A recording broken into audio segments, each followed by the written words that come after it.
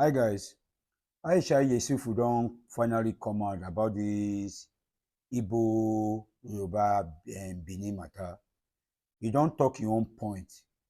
So we will lis ten to wetin she wan talk. At the end of the day, we will know maybe she make point or she no make point. When Igbos supported and voted overwhelmingly for Obasanjo, they were not bigots. When Igbos supported and voted overwhelmingly for Yar'Adua, they also were not bigots. When Igbos voted, supported Goodluck Ebele Jonathan, they were not bigots. When Igbos voted, supported overwhelmingly Atiku Abubakar, they were not bigots. It was when Igbos now supported and voted for Peter Obi that all of a sudden they become bigots. There is a very vile thing that Tinubu has done to Nigeria, which is worse than the bad governance that we all are experiencing, and that is the bigotry that he has unleashed. It is unbelievable that all of a sudden there is this attack on the Igbo people. And I tell you right now, it started going towards the 2023 election. And as we are, they are already in 2027 election. Abike Dabiri recently, was very and passionately, as she said, doing her job, went after a lady who had called for massacre of citizens, both the Yorubas and the Edos. I'm from Edo State anyways. And she said she's doing her job. It's a good thing to do your job. But one of the things that we must understand is that selective justice or selective prosecution is injustice in itself. There's an article that someone wrote, David, and he talked about the fact that how all of a sudden the House of Representatives, whether it's a house sitting, wherever, from there, there's a letter to this lady to have this lady prosecuted and all of that. They say they're all doing their jobs, right? But what about all those other people who have been calling for attacks on other tribes who happen not to be Igbos? Why are they not being prosecuted? By the way, this lady did not act in the capacity of an Igbo person. She acted in a capacity of someone who had vile thoughts and would even think of harming anyone. For me, there's always something, when things are happening, you always look at what are those dots that need to be connected, that are not being connected. There's always something going on. And if you sit down and observe and watch carefully, you will see the dots as they are being connected. This is all about 2027 election.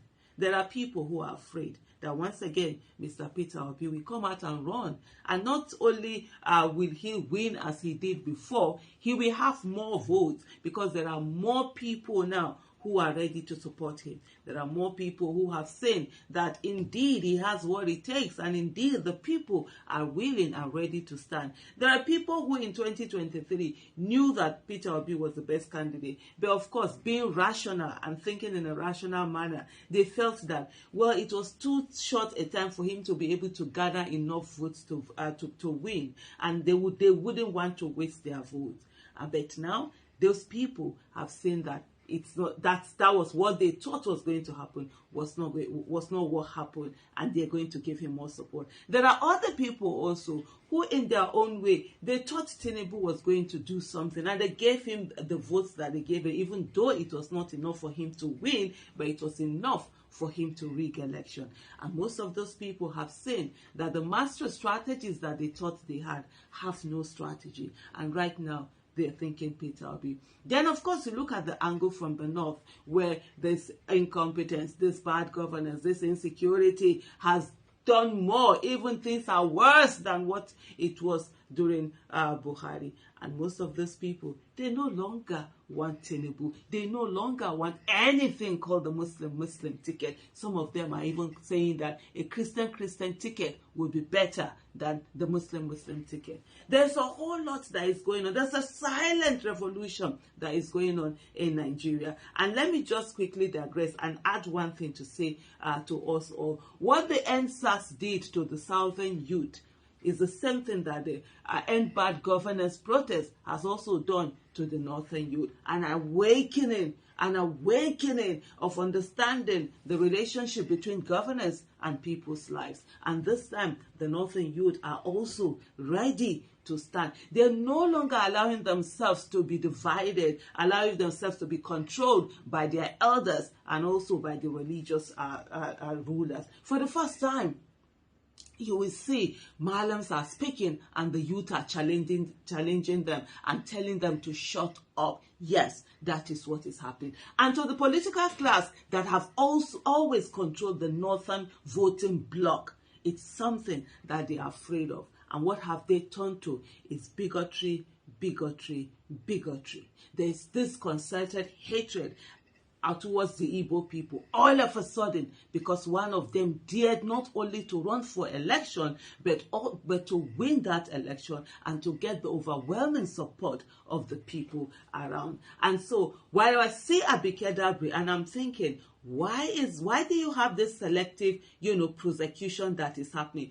There have been a lot of evidence. Videos have come out of different people who have called for, massacres and killings of Igbos, people who are from other tribes, people who are even from Abike Dabiri's tribe. It's unfortunate that Nigeria has gotten to a place where we are talking on issues based on the tribe that someone is from. But you know why? Right now, there is no legal action. Government has not done anything. NIDCOM hasn't done anything because at the end of the day, they want to be able to say, oh, it was the Igbos that were doing bigotry. And so because of that, see an evidence from this lady in Canada that blah, blah, blah, blah, blah. That's what they're trying to do. And they are working towards 2027. It's all to put Igbos and to put Peter Obi in a bad light. This bigotry did not start today. This bigotry started way right from 2019 when you had the wife of the former governor of Lagos State, Bola Ahmed Tinubu, talking about driving Igbos away, taking away their properties. That is it. There has been reports of Tinubu where he has also, put out some statements that, they were leading to something. So, citizens of Nigeria, the fight has started. And one of the things that I always say is that good must be more tenacious than evil. For those who want the betterment of Nigeria, we cannot afford to be tired. I did a tweet earlier and someone said, I'm tired. We are tired. And I said to her, I know, I understand. They're doing everything to overwhelm. But the fuel that we must always take, and we must always imbibe it and inhale it, is that those who do evil, they are tireless. They never give up. They are on.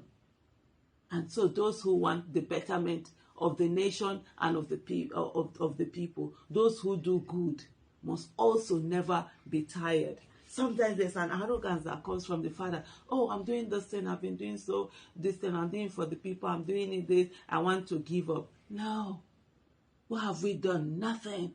And so until we get to that place where there's good governance, accountability, and transparency in Nigeria, until we get to that place where the child of nobody can become somebody without knowing anybody, we have no business of being tired. Thank you so much. So wetin Aisha talk to me, it make the point because it dey very plain, it dey very clear. Because we don't dey since how many years we don't do election, and every year when they push Igbo the way they push Igbo this 10 whole day. So if you check him, you'll know say it's not ordinary na politics. So to me, I believe she don't talk everything. She talk calm.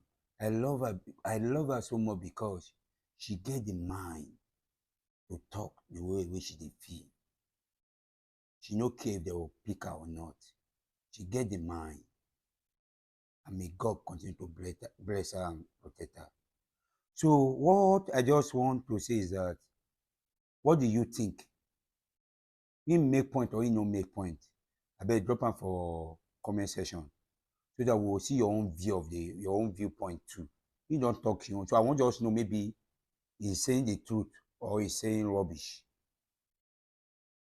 Because we need to fight this fight together. If it's better for me, better for all of us. If it's better for you, better for me. So we are all in one Nigeria. But the way I decide now is that we are going this way. And if we go this way, we will never win the battle. But when we did like this, so we will win the battle. So drop your comments. We'll see your own view.